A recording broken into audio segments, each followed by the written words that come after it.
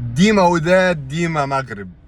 الوداد يتعادل مع سان داونز في ارض سان داونز 2-2، وبالنتيجه دي يعني غير دوري ابطال اوروبا عشان احنا بس التكنولوجيا والقوانين بتعدي علينا متاخر شويه، فلسه موضوع الجون بيكونين لسه شغال عندنا في افريقيا وشغال عندنا في الدول المحيطه.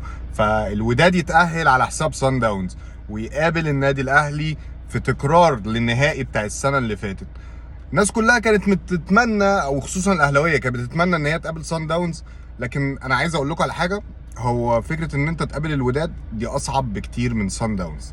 لو انت فاكر ان فريق الوداد اقل من فرقه سان داونز، لا خالص. فرقه سان داونز فرقه عشوائيه بطريقه كبيره، عامله زي ما انت تلم شويه صحابك كده حريف الكوره وتروح عندكم حجز هتلعبوا الناس على الملعب، على فلوس، على جايزه، على اي حاجه، فبتنزل اللعيبه بمهارتها بتخلص، انما وعي تكتيكي مفيش، خطه ضعيفه جدا، الدفاع بتاعهم سيء جدا جدا جدا. يعني انت شفت مثلا ان في لعيب دلوقتي جاب جون في نفسه، الجون الثاني عادي، وفرقه الوداد كان قدامها ان هي تكسب 3 و4 في اخر الماتش لما الفرقه كلها زادت قدام، بس اللعيبه كانت بتستهتر شويه وكانت حاسه ان هي ضمنت خلاص التاهل. حاجه تانية عايز اقولها، الجمهور بتاع سان داونز كان حاسس هو واللعيبه ان الماتش ده تحصيل حاصل، احنا كده كده هنوصل للنهائي، وبيفكروا في ماتش الاهلي. كفايه ان انا اقول لك ان الاستاد كان مفتوح ببلاش، والفريق نفسه لقى ان الجمهور اللي موجود ما كملش نص الاستاد. يعني انت تخيل كده مثلا ان ماتش للاهلي الاستاد مفتوح زي ماتش مثلا قبل النهائي بتاع الترجي، هل الاستاد مش هيتملي؟ لا طبعا هيتملي على الاخر.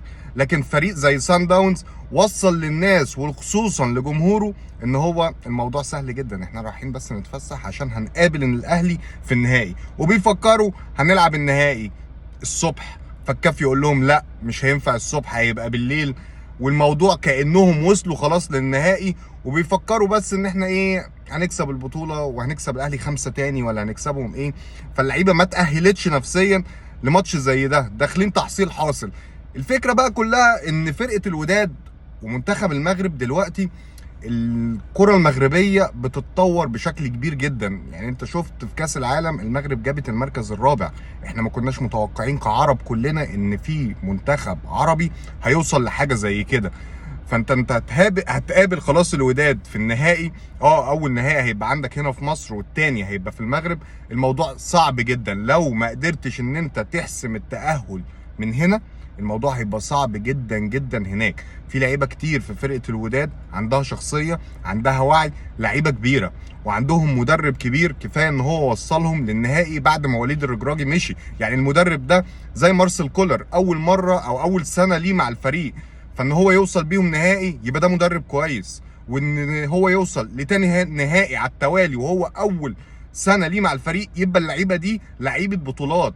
الموضوع مش سهل جدا، ومش زي فكره ان انت رايح تاخد بطارك من فريق الوداد وهتكسب النهائي وخلاص هتفوز بالبطوله، لا الموضوع صعب جدا. واتمنى ان الماتش بتاع الاهلي والوداد هنا في القاهره يكون الاستاد على اخره. احنا خلاص مش هنخش في مفاوضات ان النهائي يتلعب هنا في مصر او في المغرب زي السنه اللي فاتت، لا الموضوع محسوم. اول ماتش عندك هنا في مصر، تاني ماتش هيكون في المغرب، فلازم الاستاد هنا في مصر يبقى السعه كامله، ولو في طاقه فوقها كمان الناس تروح. مش هينفع ان انت تجيب لي 40 او 50 الف واروح هناك اشوف المنظر بتاع السنه اللي فاتت، انت كده بتظلم فريق الاهلي اللي بيمثل مصر دلوقتي. الموضوع مش سهل، مش سهل انك تكسب الوداد، اصعب 100 مره من سان داونز. سان داونز كان الموضوع هيختلف كتير، وخصوصا ان انت لعبتهم ماتشين. انت الوداد اخر مره لعبته كان السنه اللي فاتت مع وليد الرجراجي، السنه دي الموضوع مختلف. اتمنى ان اول حاجه الاستاد هنا في مصر يكون مليان، واتمنى ان انا اكون موجود في قلب الاستاد.